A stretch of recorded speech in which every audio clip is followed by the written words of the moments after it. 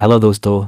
जी उठने के बाद किन के विवाह और बच्चे होंगे। दोस्तों, आज हम इस वीडियो में आपको ये बताएंगे कि जी उठने के बाद किन किन के विवाह होंगे और किन के बच्चे होंगे और किन के विवाह और बच्चे नहीं होंगे।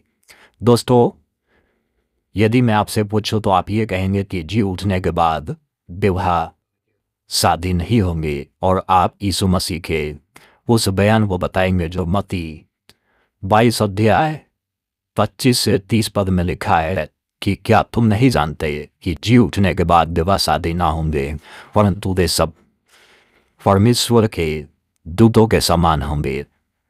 दोस्तों, ये आधी सच्चाई है और हम केवल एक पद से हम जो है पूरी सच्चाई प्राप्त नहीं कर सकते हैं।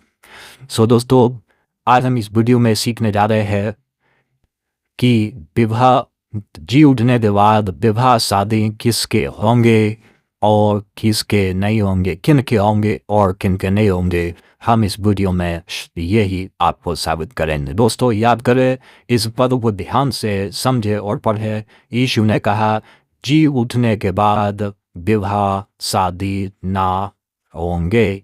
जी उठने के बाद मतलब यीशु मसीह के दोबारा आगमन पर जब यीशु दोबारा आएगा और जब पुनरुत्थान होगा, ये तब की बात की जा रही है। दोस्तों, ये घटना शुरू हुई। कुछ शास्त्री और सदूकी फरीसी यीशु के पास आ गए जो शास्त्री थे, और उन्होंने एक सवाल किया, प्रभु, हमारे यहाँ पर 7 भाई थे और एक ने बड़े ने विवाह किया और वो विवाह करते ही मर गया, और उसके बाद उससे जो है विवाह दूसरे ने और विवाह तीसरे ने किया, और इसी प्रकार वो 7 की पत्नी हो चुकी जी। अब हमें बता कि वो स्वर्ग में या जी उठने के बाद वो उनमें से किसकी पत्नी होगी, किसकी पत्नी बनेगी, उस स्त्री पर ज्यादा अधिकार किसका होगा और वो किसको चुनेगी। दोस्तों, इसी बात के ऊपर यीशु ने ये जवाब दिया था कि तुम भूल में पड़े हो, क्या तुम नहीं जानते कि जी उठने के बाद विवाह शादी नहीं होंगे, परंतु वो परमेश्वर के दूतों के समान होंगे।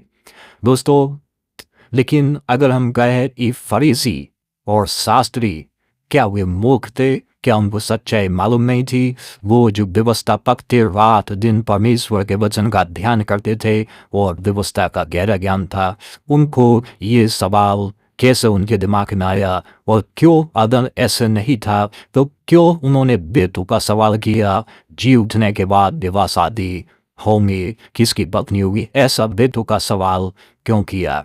दोस्तों, या तो फिर ऐसा है कि पूरी सच्चाई एक वाक्य में नहीं समा सकती थी और वो जो है और भी कहीं कहीं पर उसके सबूत मिलते हैं, और उसको जो है हम लोग आज देखेंगे। दोस्तों, हम जो है इसको यदि अच्छे से ध्यान करें तो यीशु मसीह ने जो है कहा जी उठने के बाद जो है विवाह शादी ना होंगे। जो लोग जी उठेंगे जब यीशु मसीह आएगा, दोबारा आगमन यीशु मसीह का होगा, और जब वो 1000 साल जब वो राज्य करेगा, उसमें 2 प्रकार के लोग होंगे। दोस्तों, एक पर वो जो जब यीशु मसीह आएगा तो एक पर वो होंगे जो मसीह में सो चुके होंगे, अर्थात मृत्यु को प्राप्त हो चुके होंगे और कब्र में होंगे, और दूसरे वो लोग होंगे दोस्तों जो लोग जिंदे होंगे, जिसको पौलुस कहता है कुरिन्थियों की पत्री में कि हम जो है जो बचे रहेंगे वो क्या है, हम सब बदल जाएंगे, महिमा में हमको शरीर प्राप्त होगा। दोस्तों, जो लोग मरे नहीं होंगे, जिनको मृत्यु प्राप्त नहीं हुई होगी, वो लोग उनका जो है क्या होगा, क्या उनके बारे में क्या हमने स्टडी किया, ध्यान किया? दोस्तों, जो लोग मर चुके होंगे वो लोग आज़ाद हो चुके होंगे, उनके विवाह शादी नहीं होंगे। लेकिन जो लोग जिंदे होंगे यीशु के आने पर, जो लोग विश्वास करेंगे, पूरा परिवार जो है, उनके बीवी बच्चे जो लोग विश्वास करते हैं, और जब यीशु आएगा तो वो लोग जिंदे पाए जाएंगे। वो लोग क्या होगा, वो लोग महिमा में बदल जाएंगे। और दोस्तों, बदल जाने के बाद वो लोगों में जो लोग मृत्यु प्राप्त नहीं किए किए होंगे, उनमें से एक व्यक्ति कम से कम जो है 100 साल 1000 साल भी जिएगा, और जो 100 साल होकर के मरेगा वो जो है लड़का ही समझा जाएगा, जबकि आधे 100 साल में इंसान बुजुर्ग हो जाता और मृत्यु को प्राप्त हो जाता है, दोस्तों मर जाता है। और लेकिन जो है आइए इस पद की पुष्टि के लिए एक हम लोग पद पढ़ते हैं। यशायाह 11 का हम लोग 8 पद पढ़ते हैं। दूध पीता बच्चा करेत के बिल पर खेलेगा, और दूध छुड़ाया हुआ लड़का नाग के बिल में हाथ डालेगा। यस, मेरे सारे पवित्र पर्वत पर ना तो कोई दुख देगा और ना हानि करेगा, क्योंकि पृथ्वी यहोवा के महिमा के ज्ञान से ऐसे भर जाएगी जैसा समुद्र जल से भर जाता है। दोस्तों यहाँ पर जो कहा गया है ये पद कि एक दूध पीने वाला बच्चा भी करेत की बिल के ऊपर खिलेगा। जी हाँ, और दूध छुआए लड़का वो करेत के बिल में हाथ डालेगा। पर ये जो है ये इसको यदि आप पढ़ेंगे तो इसको आप वो आगे तक भी और ऊपर से 6 पद से लेकर के 9 पद तक पढ़ेंगे तो और साफ हो जाएगा। 65 अध्याय पढ़ेंगे तो आपको 21 से 23 पद यशायाह वहाँ पर और भी साफ हो जाएगा।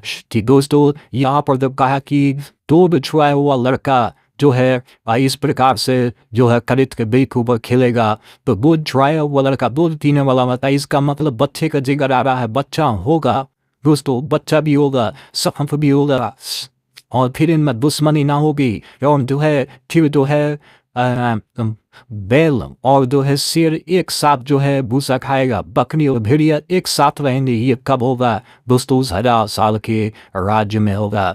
दोस्तों यहाँ पर जो लोग मर चुके होंगे जीव उठेंगे उनके विवाह शादी ना होंगे, परंतु जो जीवित ही रहेंगे वो जो है उनमें विवाह होगा, शादी होगा, उनमें बच्चे भी होंगे। तो ये 2 भाग में है, क्योंकि उन्होंने पूछा था शास्त्रियों ने कि जी उठने के बाद किन के विवाह होंगे, लेकिन जो बच्चे रहेंगे उनका क्या होगा? वो भी परमेश्वर के राज्य में होंगे, यीशु मसीह के राज्य में होंगे, उनको तो मृत्यु प्राप्त नहीं हुई होगी। दोस्तों ये जो है इसमें पूरी बात है। अभी इसमें और भी बहुत सारी बातें हैं जो हम अगले नेक्स्ट वीडियो में आपको बताएंगे कि जो है जब मृत्यु विनाश कर दी जाएगी और जब 1000 साल का राज्य खत्म हो जाएगा और जब परमेश्वर का अनंत राज्य जाएगा, तो दोस्तों वहाँ पर कैसा होगा? क्या ऐसा संसार होगा या नया होगा, या फिर वहाँ सिर्फ आराधना करेंगे और सिर्फ स्तुति करेंगे? दोस्तों जानने के लिए इस चैनल को सब्सक्राइब कर लीजिए। हमारे साथ जुड़ने के लिए बहुत बहुत धन्यवाद।